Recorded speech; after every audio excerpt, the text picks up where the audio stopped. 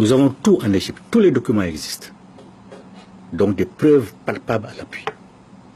Nous pouvons démontrer, par exemple, que les textes sacrés que nos ancêtres ont écrits sont plus vieux de plus de 1000 ans que l'Ancien Testament, de plus de 2000 ans que le Nouveau Testament et de plus de 3000 ans que le Coran. Ça existe. Nous pouvons démontrer que les notions d'enfer, de paradis et de jugement dernier sont nos ancêtres qui l'ont inventé, alors que même n'étaient pas encore nés les ancêtres des Arabes, l'ancêtre des Arabes Ismaël, l'ancêtre des Juifs Isaac. Nous pouvons démontrer tout cela. Ce sont nos ancêtres qui ont inventé ces notions-là. Et ces notions, comme ils les ont expliquées de manière profane, c'était destiné aux enfants. L'enfer, comme en parlent les autres, c'est un enseignement que nos ancêtres ont défini, destiné aux enfants. Le paradis, c'est pareil pour les inciter à faire le bien.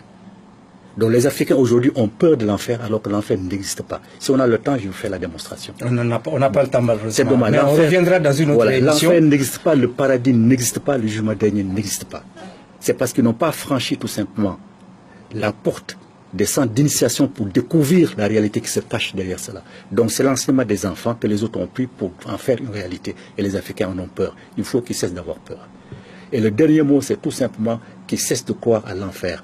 Parce que si l'être humain est une parcelle de Dieu, à partir du moment où Dieu ne ressent ni le froid, ni la chaleur, n'a pas faim, n'a pas soif, il va de soi qu'une fois désincarné, cette étincelle divine que Dieu a mise en l'être humain, une fois qu'il quitte le corps, ne peut ressentir aucun froid d'aucune sorte, aucune chaleur d'aucune sorte, n'a jamais faim, n'a jamais soif. Et personne n'a jamais vu nos ancêtres grelotter de froid ou chercher de l'ombre pour aller s'y mettre ou avoir faim ou avoir soif. Personne n'a jamais vu ça. Donc ils cessent de croire à des histoires enfantines et qui redeviennent des adultes.